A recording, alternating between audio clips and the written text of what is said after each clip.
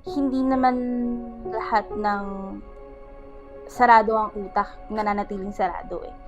Hindi naman natin binabago yung kinagisnan natin or kinalakihan. We're just adding some knowledge to it. Pag inaccept mo kasi sa sarili mo, binigyan mo na rin ng respeto yung sarili mo. That's my pananaw.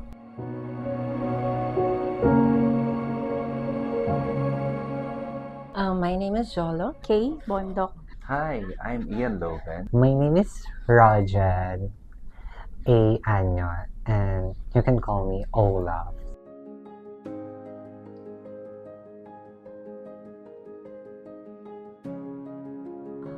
For me, yung Pride Month is a protest and awareness also. Hindi lang siya for the community.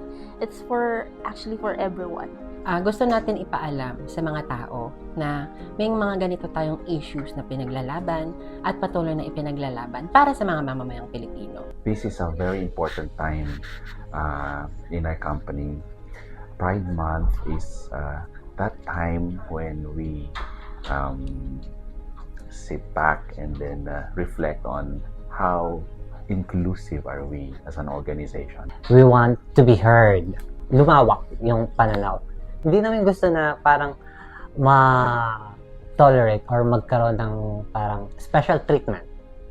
We just wanted to be accepted. For me, pride is pagtindig. More likely, pagpapalinaw, pagpapakita, at saka pagbibigay ng education. Itinatayo ng pride. It's, again, for the rights of everyone. That Pride Month will help us to understand and to grow sa mga bagay-bagay na gusto nating ipaglaban pagdating sa buhay at hindi lang naman sa mga bilang sa pansarili, kundi pang Pilipino. How have we succeeded in creating safe spaces for people who would want to feel safe and secure and effective as employees despite their gender and their orientation.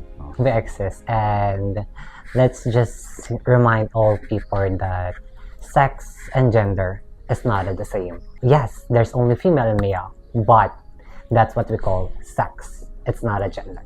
So when we say it's a gender, that's how you identify yourself. So your sex is male, just like me. My sex is male, but I identify myself as a transgender or transfeminine. Despite their sex. No? So, we as a company recognize the importance of gender inclusivity. And so when we say Pride Month, we recognize the need to celebrate this diversity, to empower people to be their best in whatever they do and whatever contributions they'd like to provide or to give in a place where their sense of meaning and purpose is provided.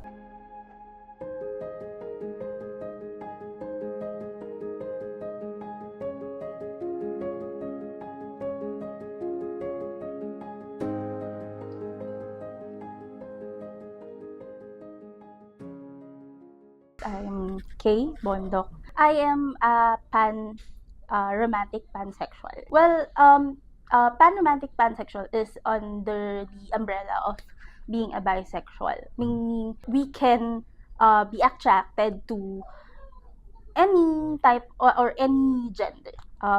Being pan-romantic or pansexual is all about the feeling. We don't usually get attracted with the physical. We tend to get attracted with the personality of the person. I'd like to think that I'm still the part of the community that is still learning. Honestly speaking, I have not been in a relationship. So, I'm still in the process of learning. Kasi hindi rin naman porket na nasa community ako, hindi ko magagawa na baka insulto.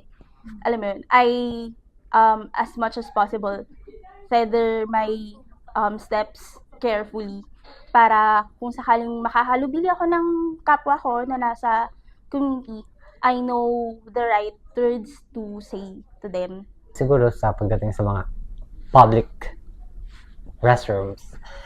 And yeah, as of now, hindi pa rin tayo tanggap and fully accepted regarding on that. So, yeah, it's a protest for that one para ma-heard and then malinawan yung lahat na ano ba talaga yung LGBT and ano yung pinaglalaban namin and bakit namin ginagawa siya taon-taon. When I was a kid, hindi ko pa sure kung ano yung identification ko on myself. So, I thought that I'm a bisexual kasi I keep on covering my identity dun sa mga bagay-bagay na pagdating sa pag-ibig. Kasi most likely, doon naman talaga nagpa-fall under eh. Nung siguro high school pa lang ako, I somehow know that I am not I get attracted to men. Nagka-crush ako sa lalaki. Pero somehow may hindi ako mapaliwanag na attraction din sa girls. Ganon. Yung girl crush na term, hindi pa siya coined, hindi naman sa hindi pa coined, pero parang hindi pa siya popularized that time. Having that kind of feeling at an early age, at teenage years, ganyan. Parang ano siya sa akin, new, ganyan. When I was younger is also an attraction with the same sex. It's just, I am still in denial by that time. Hindi mo kasi basta din pwedeng idikta yun sa isang tao or sabihin na ikaw yung magla-label na baka bading ka, o baka tomboy ka, o baka bi ka. Actually, there's an identity crisis on me while growing up. So, I considered myself and I know to myself na I'm a gay since I'm 4 years old. Because you will feel it naman eh.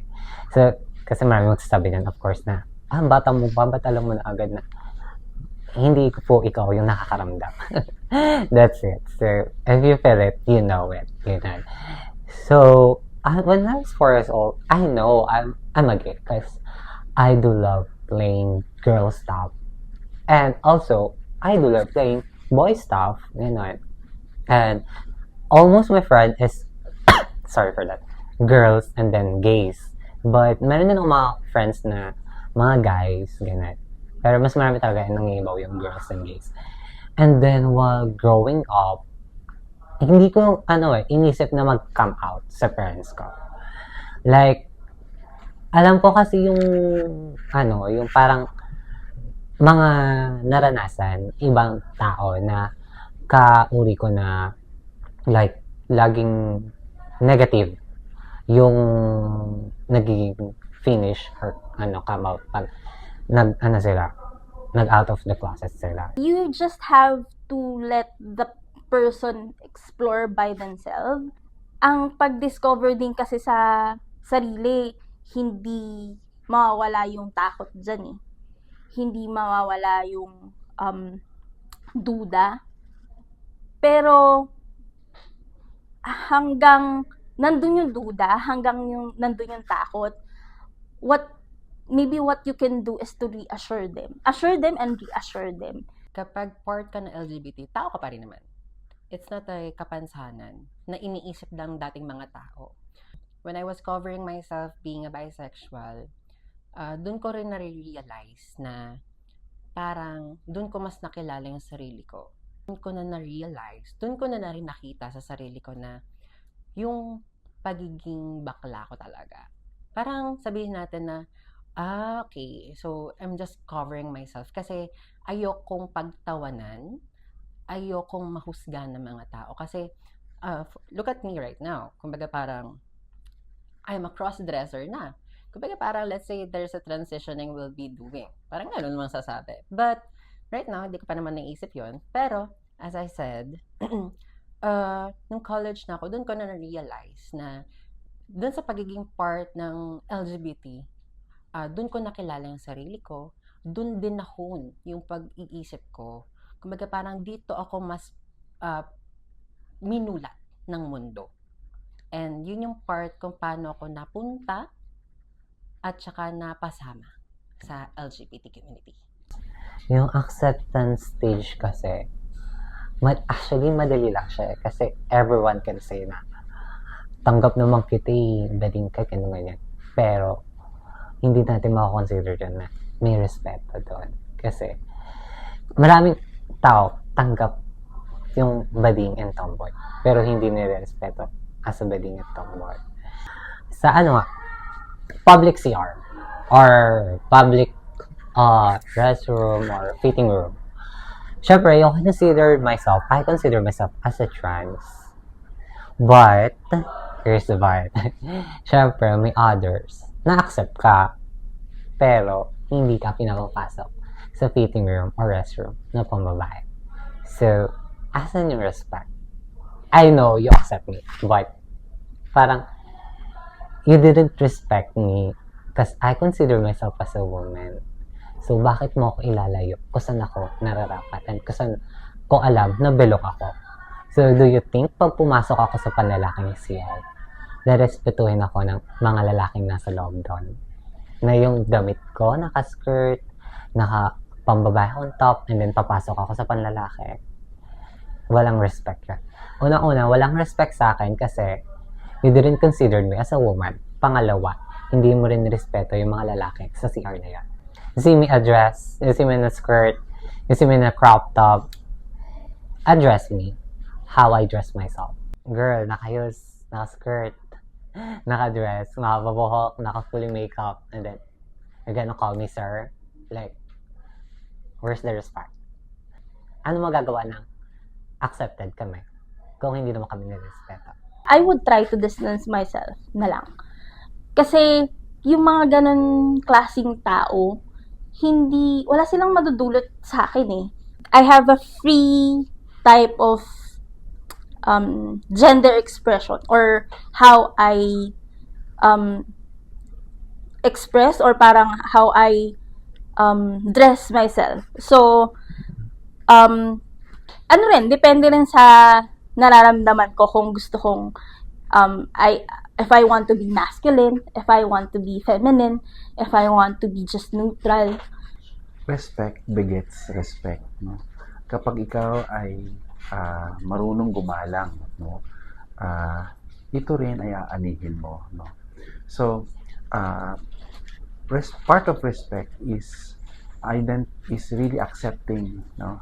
An open acceptance of everyone's preferences and choices. Hindi mo pwedeng ikahon o ilimit lang ang potential ng isang tao batay sa naiisip mong mga alituntunin, while the society at large will have their own rules, where it is easy to label someone as deviant, no, or going against the rules.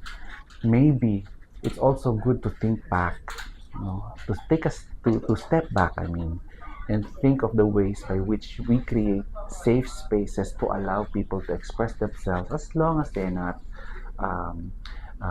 violating or causing crimes or violating rules that are bordering on crimes, no?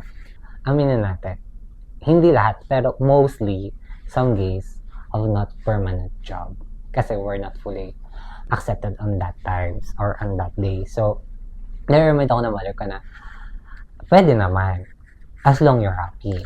But, I just want to remind you na, someday, mahihirapan ka. Like, kumuha ng work, kumuha ng mga documents kasi, mamagay mo sarili mo. Gumagalaw pang babae or girl stop, naglalaro pang babae, nagawa ko lipstick, ganyan. Tapos hanggang sa tumungtong ako ng high school. Nung high school, nagtatry ako magpahaba ng buhok. Ganyan. Tapos, hindi naman ako pinapagalitan ng papa ko kasi nga, tinatry ko lang magpahaba ng buhok. Tapos after that, papagupit ako ulit ng panlalaki. Tapos, pahaba ulit ng buhok. Tapos yung mga gamit, gano'n, medyo pambabae na. Tapos, hanggang sa nag-senior high ako, doon ko na-consider yung self ko as transgender and then trans-feminine. I didn't consider myself na as a gay. Kasi feel ko, I'm a woman. Like that. So, feel ko parang, wala nang chance na magkagusto ko sa babae. Like, there's a crush, ganon. Pero, wala nang chance. Kasi, I consider myself na as a woman eh. And, parang, yung mind ko and yung heart ko is, nasa woman empowerment na. Ganon siya. Yung graduation ko, ang ginawa ko, nag-heels ako, tapos naka-crop top ako na barong. Kasi yung mga lalaki, pwede, nakabarong siya.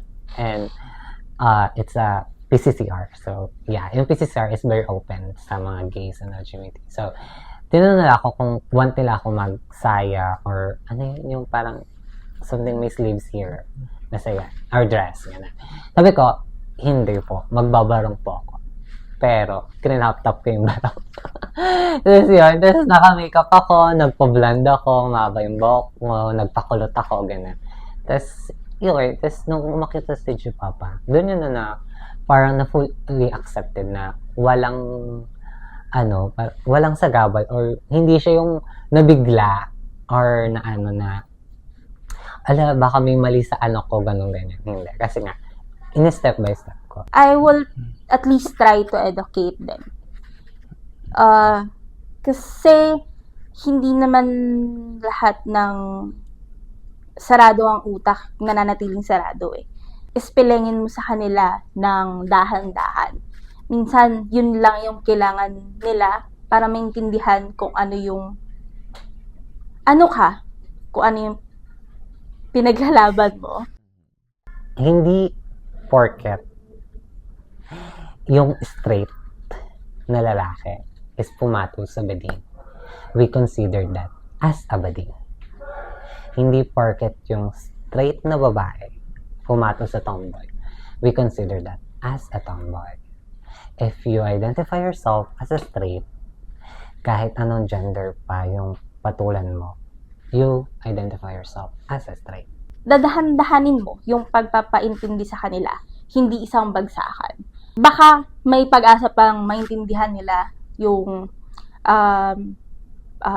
yun nga, pinagdadaanan mo, yung nararamdaman mo. Somehow, matanggap nila unti-unti yung kung ano ka. Hindi naman natin binabago yung kinagisnan natin or kinalakihan. We're just adding some knowledge to it. Kasi parang, up until now, pag may nakasulubong ka matanda or whatsoever na, very religious. Hindi ko sinasabi lahat, but very religious. Sometimes, bibigyan kong papel or like, kakalabitin ka or whatever na. Then, like, alam mo, hindi maganda yung ginagawa mo. Kung ako sa'yo, habang may time ka pa, you can change yourself. Like, why are you telling that to me? Like, if you know what is good and bad, you should not tell that to me. So, we have to make sure that we're knowledgeable enough before we like drop some opinions towards to us. Kasi, hindi ka fully aware kung ano yung kami and kung ano yung pinaglalaban namin. Kaya, huwag kang magbibitaw ng opinion or hates towards to us. Kasi, hindi naman namin ginusto na maging ganito kami. This is just what we feel. And we just want to be ourselves. And we just want to be accepted and respected. Because we respect you, so respect us. That's the only thing we need. Meron kasi akong kasabihan na kasi ibang tao, kapag sinabing respeto, parang sasabihin nila, yung respeto is binibigay lang sa mga taong nagbibigay ng respeto. But for me, respect is to be given to all. Kumbaga parang yun yung pananaw ko pagdating sa respeto. Kasi hindi ko makukuha yung respeto kung hindi ko talaga siya ibibigay sa mga tao, kahit hindi nila ako respetuhin. Hindi naman namin, masisisi sila kasi iba yung pananaw and belief nila. So, ang gagawin na namin is, the best thing na to do is, deadma, or like, thank you po, ganon, and then, alis, ganon, and then, papalipasin na, if out of the boundaries na, and, para nag-step in na sa inyo sila, always know how to fight, but in a respect way. Always know, like, raise your voice. Kasi, kung we always do, like, deadma, ganyan, we cannot be heard. give them some enough knowledge, like just acknowledgement na just to remember po, hindi po masama yung ginagawa ko. Every opinion is valid, so why they're invalidating your opinion? Acceptance and respect, that's it. Acceptance and respect, but in a professional way. Yeah, acceptance and respect them. Accept them like who they are, what they are, or what they believe. Respect, because every person deserve to be respected.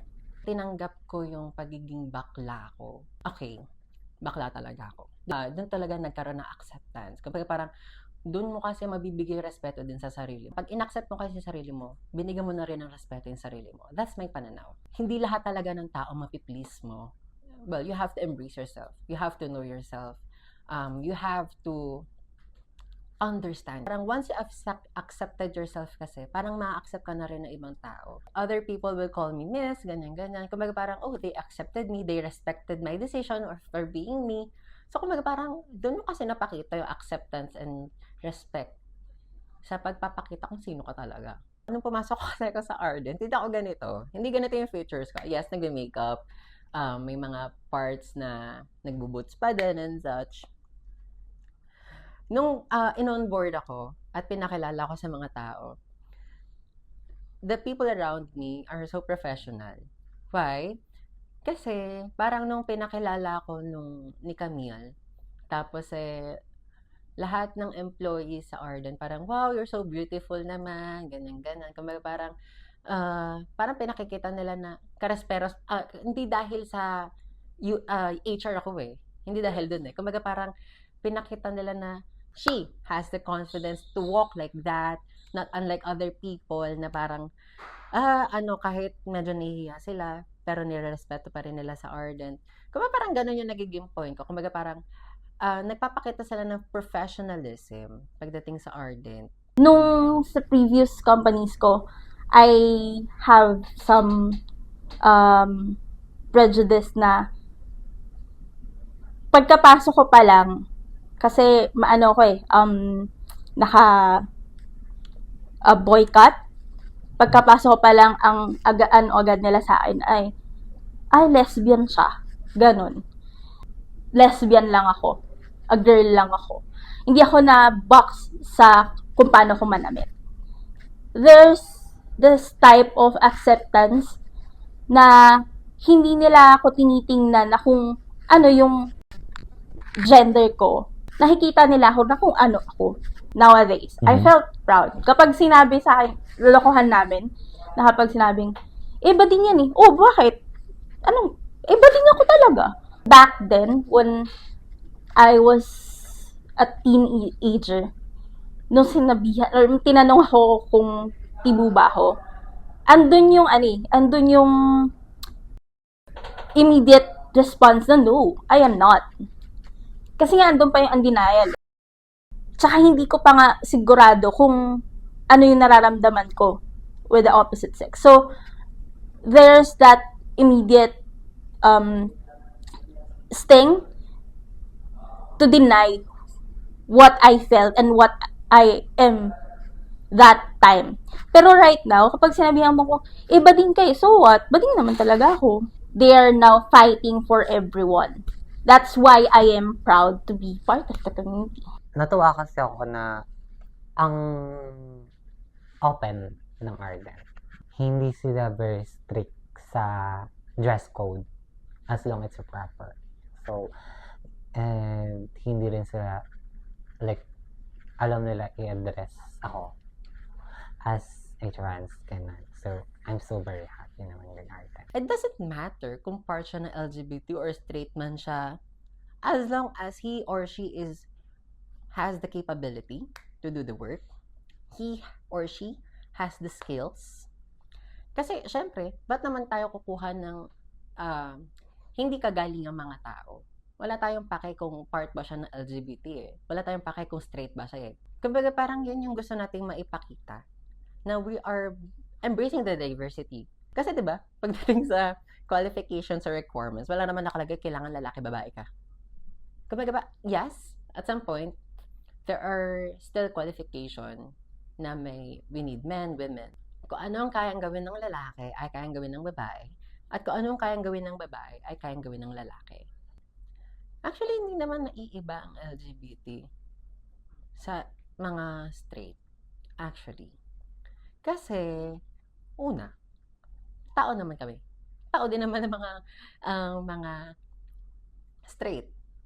Kumbaga parang, pare-paras tayo ng ihi. Or pare-paras tayo ng kinakain. Diba? Kung ano yung nilalabas natin, pare-pareha. So, wala na yung iba. We're doing it kasi we want us to be equal. Kumbaga parang, yun nga, katulad ng sinabi ko, kasi pare-paras naman tayo ng pinaglalaban. Hindi namin pinaglalaban yung gusto namin kasi yun yung gusto namin. Kumbaga parang pinaglalaban namin to kasi ito ikagaganda natin at alam namin at alam ng community, ng LGBT community na yun yung ikagaganda. Being yourself, yun lang. Bukod sa don't be afraid, kasi I cannot entirely say that don't be afraid.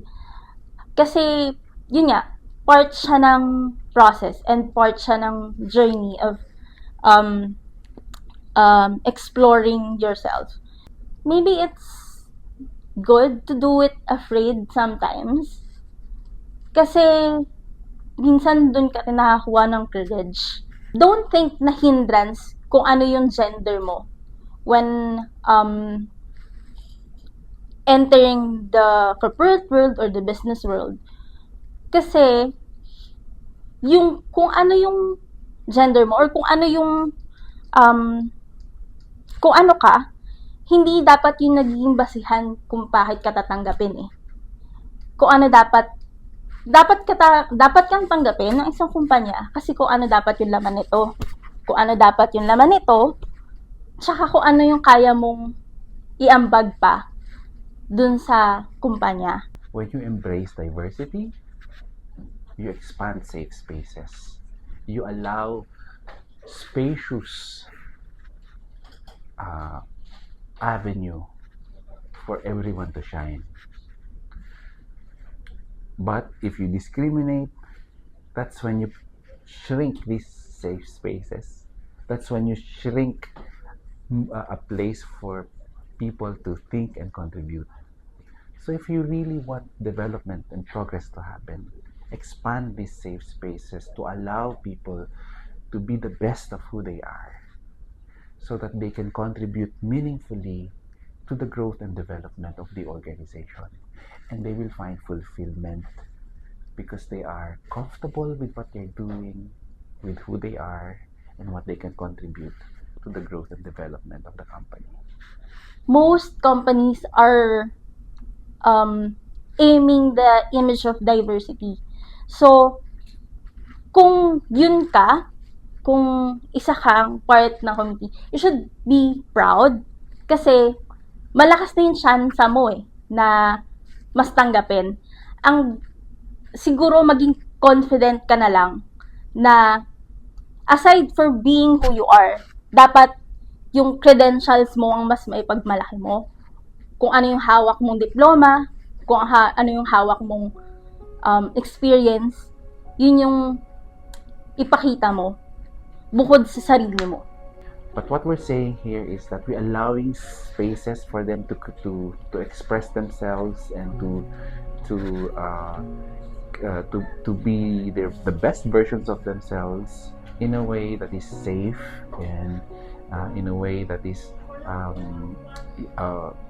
bringing respect, no? Not just to themselves but also to the meaningful relationships that they build. They're respecting others and respecting the organization, abiding by what is morally upright, that is respectful. And gender is not necessarily an obstacle to become to practicing one's virtues or respect. What I'm trying to say is that respect knows no gender. Everyone deserves to be respected. Tulad nga ng sabi ni Miss Catriona Gray, Miss Universe 2018, raise your flag, meaning be proud on yourself. I am Kay, and I am proud pansexual, panromantic, and I'm happy to be part of the community. I'm Ola, and I'm a proud transgender slash trans feminine. This is JLo, and I'm part of LGBT community. This is Ian Logan from Ardent Paralegal and Business Solutions Inc., and we are an ally.